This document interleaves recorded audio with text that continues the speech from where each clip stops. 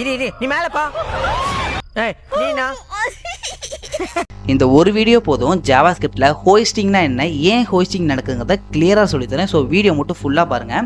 So ஹோஸ்டிங்னா என்னன்னு தெரிஞ்சுக்கிறதுக்கு முன்னாடி ஜாவாஸ்கிரிப்டுக்கு 2 ஃபேஸ் இருக்குது, எக்ஸிக்யூஷன் ஃபேஸ், கம்பைலேஷன் ஃபேஸ். இந்த கம்பைலேஷன் ஃபேஸில் ஜாவாஸ்கிரிப்ட் நம்ம கோட் எல்லாத்தையும் ஸ்கேன் பண்ணோம், யார் யாருக்கெல்லாம் மெமரி அலோகேஷன் பண்ணலாம்னு சொல்லிட்டு ஸ்கேன் பண்ணோம்.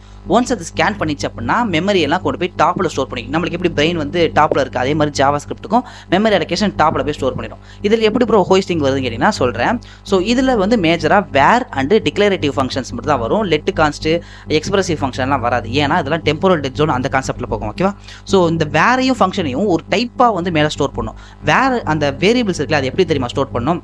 வேர் அந்த கீவேர்டையும் அதோட நேமையும் மட்டும் அப்படியே கொண்டு போய் டாப்பில் ஸ்டோர் பண்ணிக்கும். இதில் இப்போ பார்த்தீங்கன்னா எந்த வேல்யூமே இல்லை, கரெக்டாக? ஸோ இது வந்து அன்டிஃபைன். அதனால தான் நமக்கு வந்து கன்சோல் ஆகி ஏன்னு ஏதாவது ஒரு வேல்யூ வந்து நம்ம இனிஷியலைஸ் பண்ணுறதுக்கு முன்னாடி கொடுத்தா அன்டிஃபைன் சொல்லிட்டு ஒரு விஷயம் வரும். ஓகேவா? ஸோ இதுதான் ஒரு மேஜர் ரீசன். ஃபங்க்ஷன் டிக்ளரேஷனுக்கு அப்புறம் என்ன அப்படி கேட்டிங்கன்னா, ஸோ ஃபங்க்ஷன் டிக்ளரேஷனுக்கு அந்த ஃபங்க்ஷன் நேம் ப்ளஸ் அந்த மொத்த ஃபங்க்ஷன் பாடி இருக்குல்ல, அதை அப்படியே கொண்டு போய் டாப்பில் ஸ்டோர் பண்ணிக்கும். இதனால தான் நம்ம ஃபங்க்ஷனை ஒன்ஸ் நம்ம வந்து ஒரு விஷயத்தை கொடுத்துட்டு அந்த ஃபங்க்ஷனோட பேரை எங்கே அந்த ஃபைலில் எங்கே நீங்கள் கால் பண்ணாலும் உங்களுக்கு வந்து அந்த ஃபுல் ஃபங்க்ஷனோட அவுட்புட் வந்து கிடைக்கும். ஸோ இதுதான் வந்து ஜாவாஸ்கிரிப்டில் ஹோஸ்டிங் கான்செப்ட். உங்களுக்கு புரிஞ்சிச்சுன்னா லைக் பண்ணுங்கள், இன்னும் புரியல அப்படின்னா நான் என்ன பண்ணுறது தெரியல, டிஎம்ல மெசேஜ் பண்ணுங்கள், நான் டேரெக்டாக உங்களுக்கு வந்து வாய்ஸ் மெசேஜஸ் போட்டு விட்றேன்.